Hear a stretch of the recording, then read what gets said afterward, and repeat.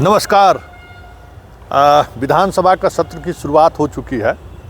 साथ ही 2025 के चुनाव का आप कह सकते हैं कि आज से आगाज भी हो चुका है। तो पूरे आज से लगातार 2025 के चुनाव की घोषणा, चुनाव परिणाम आने तक हम लगातार बिहार की राजनीति से जुड़े हुए मुद्दों को लेकर हमारी कोशिश रहेगी कि अरुण पांडे सर से रोज़ाना हम आपको पॉलिटिकल डेवलपमेंट पर बाद चर्चा, कुछ खास मुद्दों पर, डेवलपमेंट पर चर्चा हम करते रहे। आज हमारे पास 3 ऐसे मुद्दे हैं जिन मुद्दों को लेकर हम अरुण पांडे सर से बात करना चाहते हैं, और वो तीनों मुद्दा 2025 को कहीं न कहीं इंगित कर रहा है। पहला मुद्दा है कि आज एनडीए ने संयुक्त प्रेस कॉन्फ्रेंस किया है, और उस प्रेस कॉन्फ्रेंस में उन्होंने एक बात कही है, बटे तो कटे वाली तो बात चल ही रहेंगे, बटेंगे तो कटेंगे, ये तो योगी जी का अपना लाइन है, और उससे मोदी जी थोड़ा उसको चेंज करके एक रहे सेफ रहे का नारा दिया है। आज दिलीप जायसवाल भी कमोबेश इसी नारे के सहारे कहा कि नहीं, अब हम लोग कोई भाजपा, कोई लोजपा, कोई जदयू, कोई हम नहीं हैं, हम सब राजग हैं, और अब वक्त आ गया है कि हम बिहार में भी एक रहें और सेफ रहें।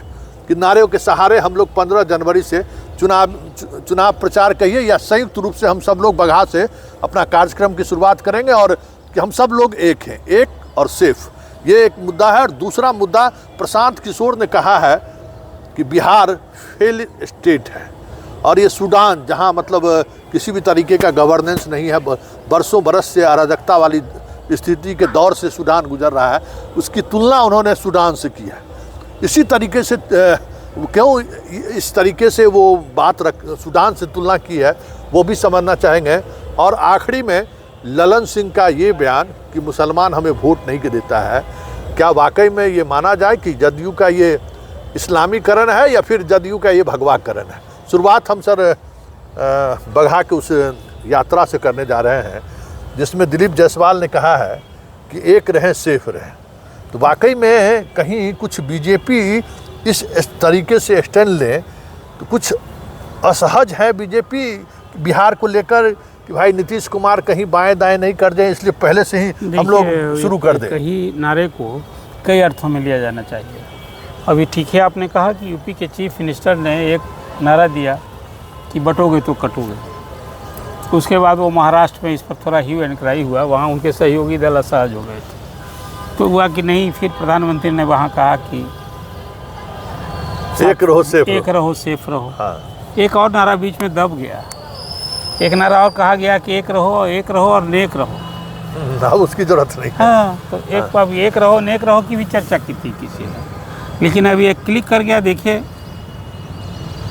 बटोगे और कटोगे और सेफ रहोगे, ये नारा तो महाराष्ट्र में क्लिक कर गया। ये झारखंड में भले ही नहीं चला, झारखंड में भी इन नारों को दोहराया गया था खूब जबरदस्त। हाँ, कि सेफ रहने वाली, और वहाँ तो हिंदू का कार्ड ही खेला गया। हाँ। आदिवासी कार्ड के साथ। लेकिन वहाँ महागठबंधन ने जीत फिर से दर्ज कर ली, और एक तरह से कहिए कि महाराष्ट्र में भले हार मिली हो, वहाँ बूस्टर मिल गया महागठबंधन को, और उसी के सहारे तेजस्वी ने लगे हाथ नारा ही दे दिया कि भाई हम तो महागठबंधन जैसे झारखंड में जीता है 2025 में हम यहाँ फतह करेंगे।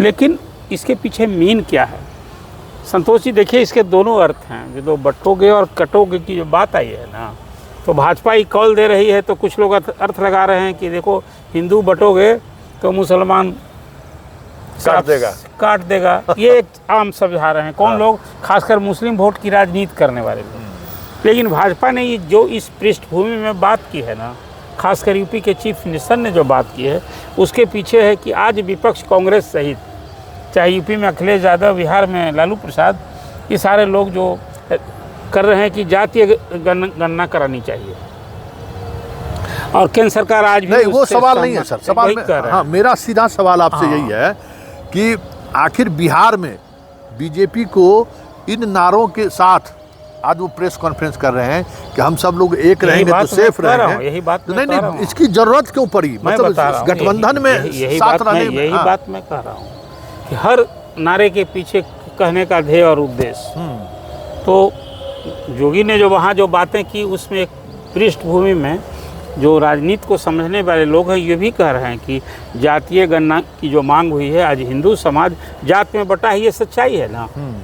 और तो हमेशा बटा हुआ बटा है, रहा है। और जाति, देखिए जाति यथार्थ है, धर्म इस देश का यथार्थ जो नहीं है, कभी नहीं रहा है। लेकिन आपके पास यदि शासन करने वाली पार्टी है, 2014 के लोकसभा के चुनाव और 2019 के चुनाव में भाजपा ने यह कर दिखाया कि बगैर हिंदू वोट के भी सत्ता में, मुसलमान वोट के बगैर भी सत्ता, बगैर मुसलमान वोट के सत्ता में। कांग्रेस तो इसी तरह से थी, एक भय था उसे कि बगैर मुस्लिम वोट के हम सत्ता नहीं पा सकते। हाँ, लेकिन ये प्रयोग करके हिंदू कार्ड खेल के, हिंदू राष्ट्रवाद के नाम पर हिंदू कार्ड खेल करके भाजपा इस कॉल के सहारे सत्ता में 2 बार आ चुकी और तीसरी बार भी 240 सीटें मिली हैं और गठबंधन इंडिया की जीत हुई है। उसमें ये कॉल तो बीजेपी का तब भी था, हिंदू कार्ड।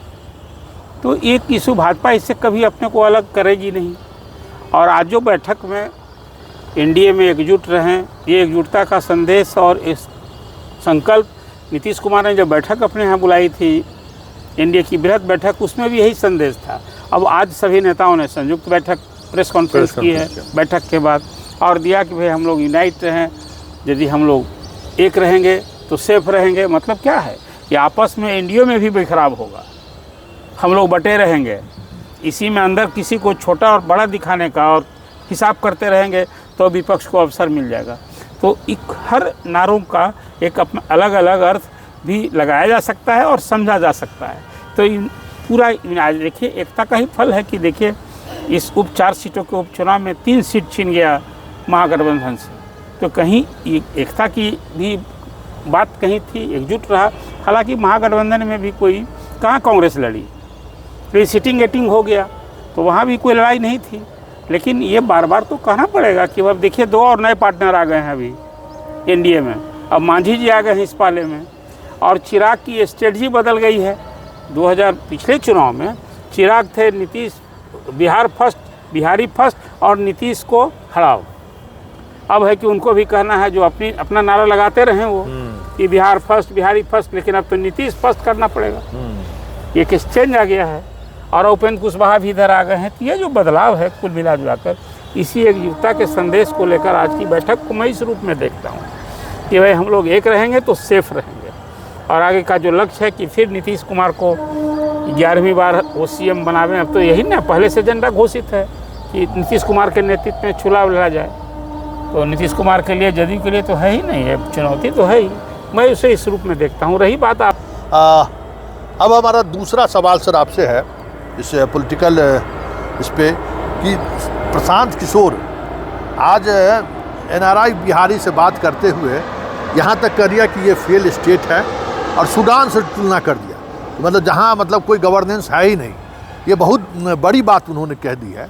तो क्या ये चुनावी हार का फ्रस्ट्रेशन है या फिर उन्हें बिहार की राजनीति में कोई रास्ता नज़र नहीं आ रहा है? नहीं, देखिए मैं वो आज जो कहा है एनआरआई से, आपने ठीक ही कहा, एनआरआई की बैठक मतलब भारत से अलग जो बाहर रह रहे हैं तो दुनिया में क्या तस्वीर है आज, कहाँ क्या शासन है, कहाँ क्या चुनौती है। तो सूडान में सचमुच आज स्थिति गवर्नेंस तो बिहार से तुलना करने से क्या मतलब? अब यदि यहाँ हमला बोलना है नीतीश कुमार, तो अब नीतीश कुमार पिछले 2 दशक से यहाँ शासन चल रहा है उनका। भले ही वो 2-2.5 साल जो भी मांझी जी का जो शासन को माइनस, वो भी उन्हीं के छाया में बनाया था सीएम नीतीश कुमार ने ही। तो अब वो ये पिक्चर दे रहे हैं कि चाहे वो लालू जी का 10 साल हो या नीतीश जी का 2 दशक हो, ये विकास अब थम गया है। वो कहा भी करते हैं कि प्रारंभ का नीतीश कुमार का कार्यकाल कुछ और था, फर्स्ट 5 ईयर्स, लेकिन अब शासन किसी तरह से खींच रहा है। सूडान से तुलना करना सर थोड़ा सा अति आपको दिख रहा है। हाँ। मैं ये कहता हूँ आपने हाल के वर्षों में जो श्रीलंका में हुआ, तख्ता ही पलट हुआ, प्रधानमंत्री और राष्ट्रपति दोनों, बांग्लादेश में भी हुआ, बांग्लादेश में भी हुआ। आज एग्जाइल बन करके वहाँ की प्रधानमंत्री दिल्ली में रह रही हैं। तो लेकिन सूडान से वहाँ एनआरआई के लोग को ज़्यादा करीब नहीं है, फॉरेन अफेयर्स से। अच्छा। लेकिन वो चर्चा उन्होंने जो बिहार से कर दी है ना, तो बिहार पर तो नीतीश कुमार पर हमला वो लगातार बोलती रहे कि बर्बाद कर दिया। वो कहते ना, जन स्वराज के संस्थापक पीके हमेशा कहा करते हैं कि देखिए बिहार की जो बर्बादी का हाल है ना, दशा दुर्दशा के लिए, इसके लिए आप यदि कहिए तो जिम्मेवार है कौन? जिम्मेवार हैं ये दोनों, लालू और नीतीश। अब गुनाहगार वो मानते हैं बीजेपी और कांग्रेस को। लेकिन ये तो फ्रस्ट्रेशन शो कर रहा है सर सीधे सीधे देखिए, तो हम मानते हैं कि बीजेपी भले ही जन स्वराज दावा कर रही थी कि हम 4 सीट लड़ रहे हैं और हम 4 में रामगढ़ में राजद का खाता तो कहीं लोगों को नहीं खोलने देंगे। मैंने आप पहले भी कहा था आपसे कि देखिए, चुनाव में विनर होना और रनर होना इसी को कहते हैं, या तो आप जीत गए और नहीं तो जीतने के करीब रहे। प्रशांत किशोर की पार्टी कहीं तीसरे स्थान पर रही और उसमें एक लगा कि नहीं, खास करके इमामगंज में वहाँ उनके वोट सबसे अधिक आए उनके कैंडिडेट को। और ये आप कह सकते हैं कि जो बेलागंज की सीट है वो तो हार अभी, हालांकि प्रशांत किशोर ने बाद में कहा कि नहीं, आप लोग का आकलन जो सही नहीं है कि हमारे कैंडिडेट को सिर्फ मुसलमानों ने वोट दिया है। वो तो उसकी मजबूरी है। हाँ, उनके बी टीम का जो है सो मोहर जो है, हाँ, मीडिया वालों ने लगा दी। लेकिन देखिए, आज भी प्रशांत किशोर ने कहा है कि 243 सीट के लिए लड़ना, लेकिन हम उस पर फ्रस्ट्रेशन शो ready कर रहा हैं। है कि नहीं? अब इसको आप फ्रस्ट्रेशन कहेंगे या मैं मानता हूं कि इस चुनाव में नीतीश को जो प्रशांत किशोर ने दावा किया था, उनके दावे की हवा निकल गई और चुनाव के पहले 2 कैंडिडेट बदलना पड़ा। भला एक रणनीतिकार जो दूसरी पार्टियों को जिताने का मंत्र दिया करता था, अपना ही मंत्र भूल गया। लेकिन अब उसको हम फ्रस्ट्रेशन नहीं मानते हैं। हाँ, एक परीक्षा में अपेक्षाकृत रिजल्ट नहीं आए तो विद्यार्थी घर थोड़े बैठ जाएगा, फिर परीक्षा देगा। इसको हम इस रूप में देखते हैं। चले, जरा बात यह है कि प्रशांत किशोर अभी भी अपने आप को एक राजनीतिज्ञ की तरह ढाल नहीं पाए हैं। किसी भी स्टेट को इस सूडान से तुलना करने का मतलब है कि फेलियोर, डेमोक्रेसी फेल हो चुका है। और ये तभी कोई व्यक्ति नहीं तो अतिरेक है। हाँ, कहीं नहीं किया जा सकता है। ये कहीं न कहीं एक चुनाव में जो उन्हें हताशा या निराशा जो हाथ लगी है, क्योंकि जिस एजेंडे को लेकर वो लगातार बचना चाहते थे कि हम बीजेपी के बी टीम नहीं है, लेकिन बिहार के जनादेश का भी अपमान है। हाँ, जनादेश का भी अपमान है कि आप सूडान से तुलना कर दीजिए। 3 सीटें विपक्ष की 3 सीटें सत्ता के हवाले कर दिया। हाँ। और आप इसको जो कुछ कह रहे हैं कि आखिर नीतीश कुमार के नेतृत्व पर भरोसा बिहार की जनता की है। हाँ। अभी तो ऐसा था नहीं सूडान की तरह जो मिलिट्री शासन खींच लिया। इसलिए मैंने आपसे कहा कि ये उनका इस तरह का मंतव्य, ये उनकी राय को शायद हमें लगता है कि प्रशांत किशोर भले वो बहुत दावा दम्भ भरते हों, लेकिन अब जब रणनीतिकार से राजनीतिक तो बन ही गए हैं, संस्थापक पार्टी, थोड़ा समय लगेगा। हाँ, अभी तो कहा, इसी कारण से फटकार लगाई थी अभी सुप्रीम कोर्ट ने।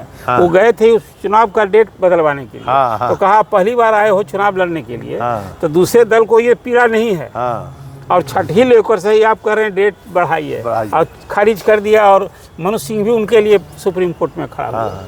अच्छा सर, क्या जदयू का भगवाकरण हो रहा है जिस तरीके से ललन सिंह, क्योंकि बाकी जो भी आज जदयू में हैं वो तो बीजेपी या संघ के धारा से ही आए हुए लोग हैं, जो अभी मुख्य चेहरा बीजेपी के जो लोग हैं। संतोष जी, देखिए ललन सिंह का कहना, ललन सिंह जदयू के अध्यक्ष रहे, केंद्रीय मंत्री हैं, बिहार के एक वरिष्ठ नेता हैं और नीतीश जी के कोई 4 दशक के राजनीतिक मित्र हैं। मुझे हैरानी हुई उनके इस वक्तव्य से। क्यों जदयू ये कह रहा है कि मुसलमान हमें वोट नहीं देते हैं, और फिर हमको जबकि बेलागंज में भी उनको मुसलमानों ने, यही मुझे हैरानी हुई इस बात को करते। बिहार में 18% मुसलमानों की आबादी है और भाजपा के साथ रहते। ठीक है, मुसलमान वोटर्स का एक ट्रेंड रहता है कि जो बीजेपी को हराए उसको वोट देते हैं। वो बिहार में सबसे अधिक जनाधार वाली पार्टी 14.5% यादव हैं बिहार में, और 18% मुस्लिम हैं। तो राजद के साथ देने का भी एक कारण यही है कि एक बड़ी आबादी का प्रतिनिधित्व करने वाला, भरोसा जीतने वाला है राजद, तो मुसलमान का वोट साथ में मिलता है। और उसमें आज जो ललन सिंह ने इस तरह का वक्तव्य बयान दे करके, मुझे लगता है इसको पार्टी भी आधिकारिक रूप पर वो नहीं करेगी, उनको सपोर्ट नहीं कहेगी कि ये निजी बयान है। आज मैंने देखा भी कि बीजेपी के प्रवक्ता का बयान आ गया, प्रभाकर मिश्रा, कहा कि भाई ये एनडीए की राय नहीं हो सकती। तो स्वाभाविक है। हाँ, तो इसलिए इस तरह लेकिन ललन सिंह का मतलब अशोक चौधरी बोलते तो एक बात है, बाकी सेकंड लाइन के कोई लीडर बोले, अशोक चौधरी आप कहिए ये बात, यदि गिरिराज सिंह बोलते तो एक बात है। लेकिन अशोक चौधरी भी बोल सकते हैं, लेकिन ललन सिंह के बोलने का बहुत मतलब है। नहीं, आपका बात तो अशोक चौधरी भी नीतीश कुमार के आजू बाजू में दिखने वाले नेता हैं। और दिखने वाले हैं। हाँ। ये साथी है। हाँ, तो ठीक है। जो बात है, ललन सिंह सरीखे नेता हैं, और वो कितनी गंभीरता उनकी इस बातों में है, सच भी है तो ये सच कहना चाहिए क्या? डर गए हैं वो नहीं, क्या? देखिए मुसलमानों का क्योंकि जिस तरीके से केसी त्यागी के साथ हुआ, केसी त्यागी थोड़ा ये नीतीश जी के अनुकूल बयान थोड़े है। नीतीश जी की नहीं एक नहीं, देखिए केसी बीजेपी त्यागी भी जो है सो बीजेपी लाइन के कुछ सीमाओं को उन्होंने पार किया तो उनको उनकी सजा नहीं मिल तो गई। ये बयान हमें तब लगता है कि नीतीश जी इसको अतिशयोक्ति में जो है सो नहीं तो नीतीश जी के लिए भी बहुत ये उनके लिए पक्ष का बयान नहीं है। नीतीश जी पर बीजेपी के पक्ष में है मुसलमानों ना। ने भरोसा किया है। बीजेपी के पक्ष में है ना। अब वो यही तो ये आपने अभी जो कहा कि जदयू का भगवाकरण हो गया है क्या, आपने ये सवाल ही उठाकर चर्चा की है। तो मैंने इसलिए कहा कि ललन सिंह ने जो बयान दिया है अब वो उनके बयान का ध्येय उद्देश्य और तात्पर्य वही बता सकते हैं, लेकिन जदयू के दृष्टि से भी और ख़ासकर नीतीश कुमार जो अपने एक सेकुलर छवि के लिए बहुत कंसस हैं, छवि के लिए बड़ा कंसस राजनेता के रूप में उनकी पहचान है और मुसलमानों ने उन पर भरोसा भी किया है। लेकिन आज ललन सिंह ने जो बातें कह दी है वो मुझे भी हैरानी है। चलिए तो इस पॉलिटिकल डिस्कशन को यहीं ख़त्म करते हैं, लेकिन बड़ी बात यह है कि प्रशांत किशोर बड़ी लोग यहाँ के इंटेलेक्चुअल लोग जो बुद्धिजीवी हैं बहुत उम्मीद करते थे प्रशांत किशोर से कि बड़ा बदलाव की बयार लेकर चले हैं तो कुछ नई चीज़ें आएंगे। लेकिन आज सूडान से बिहार की तुलना करके कहीं न कहीं राजनीतिक रूप से अपने उस अपरिपक्वता का भी परिचय नहीं, ये हताशा भरा बयान है ही। हाँ, ये हताशा तो का बयान है। और साथ में एक रहें तो सेफ रहें का नारा बीजेपी को बिहार में करना पड़ रहा है। तो ये भी समझ लीजिए कि नीतीश को लेकर आज भी किस तरीके से उन चीज़ों को देखते हैं।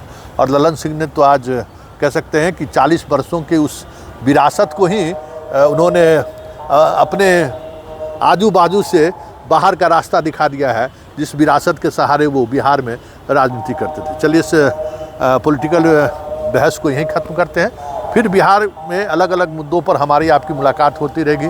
फिलहाल इजाज़त दीजिए, नमस्कार।